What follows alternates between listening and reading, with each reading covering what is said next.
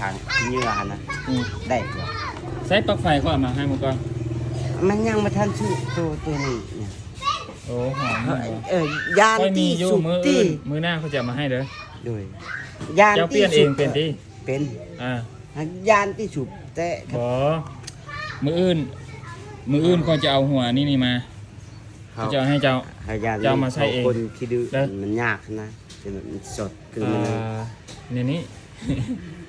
ตัวเรื่องที่ค่อยจะบอกมีอยู่สองเรื่อง ตัวเรื่องตัวที่เจ้าว่า บ่หัวหน้ามื้อนี้เมียเฮาบ่ได้เฮ็ดแล้วได้เวียก ตัดเข้าเนาะ แล้วก็ตัดขาเข้าแต่มือเดียว บ่รหัสเด้อ ลองเฮ็ดเวียก เดี๋ยวค่อยจะตัดเข้าให้ลาถ้าว่ามือใดที่ว่า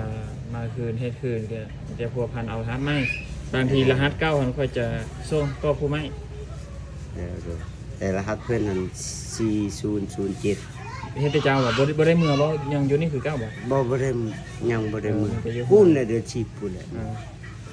ถ้าเกิดบัดเดียวเนาะ เดี๋ยวแหละสิเมื่อแบบกระเทินหน้าเที่ยวไปเที่ยวมามันก็หมดเงินเวลาน่ะ ไกล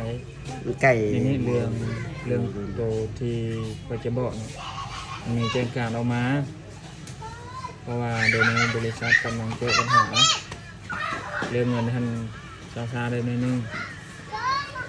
เงินเดือนมันเลื่อนออกไปตกประมาณมื้อนี้วันที่เท่าไหร่บ่ วันที่30หรือ31บ่ บ่แม่น30อันนี้เบิ่งในห้างก็ได้ ประมาณตามเพิ่นแจ้งมาในวันที่6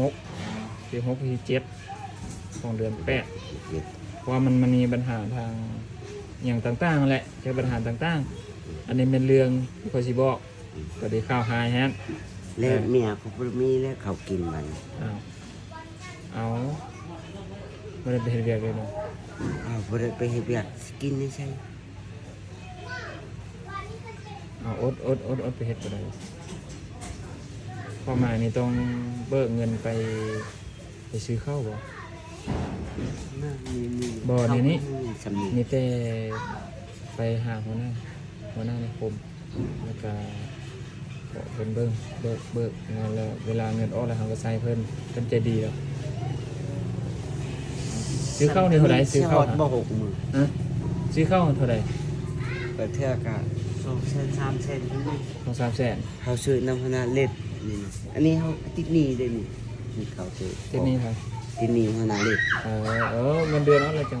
ว่ากัน พนาบัดใดเงินเดือนน่ะจังให้เขาเพิ่น เพิ่นไปเอาจากอยู่หน้าอยู่นี่นะ โอ้ก็บัดแนวกินเลยซะก็หาเอาแถวนี้ดิ บอกเก็บผักบงเก็บผักแบงกันหาหน่อไม้ บัดนี้เรื่องตัวที่สองหลังจากที่เขาถ่ายจะลงเนาะมันมี FC เรียกว่าคนที่เขาเห็นว่างานคือเขากำมาหาเงินนะครับเนาะว่าความเมิดนั่นแหละเขาก็บ่ได้ทางนั้นแล้วเขาเห็นเขาแพงว่างานเขาอีกต้นเขาเห็นสภาพครอบครัวนี่มาหาเงินหาคำนะสู้ชนแล้วเขาภาพ ก็เฮือนก็บ่มีอยู่นะเฮือนก็บ่มีอยู่ เดี๋ยวนี้นี่เขาสิฟ้าเครื่องมาให้ แล้วค่อยจะเป็นคนฮับ แล้วค่อยจะเอามาให้เจ้า บัตรเครื่องมาฮ้อนมือใดแล้วค่อยจะเอามาให้เจ้าบ่ฮู้ว่าเครื่องในใดเขาฮู้แต่ว่าเขาจะคับฟ้าเครื่องมาให้ในใดก็มีแต่เขาเอามาลองใช้เบิ่งเขาเอามาเบิ่งก่อนว่าเพิ่นให้ในใดเนาะฝากขอบใจเพิ่นให้ ก็อันนี้ก็ขอขอบใจที่เพิ่นพากมาให้เนาะเพราะว่าขอขอบใจทางทีมงานของพวกเราเมื่อทุกคนบ่ว่าทางบริษัทแล้วก็หัวหน้ายูนิคม2.1เนาะ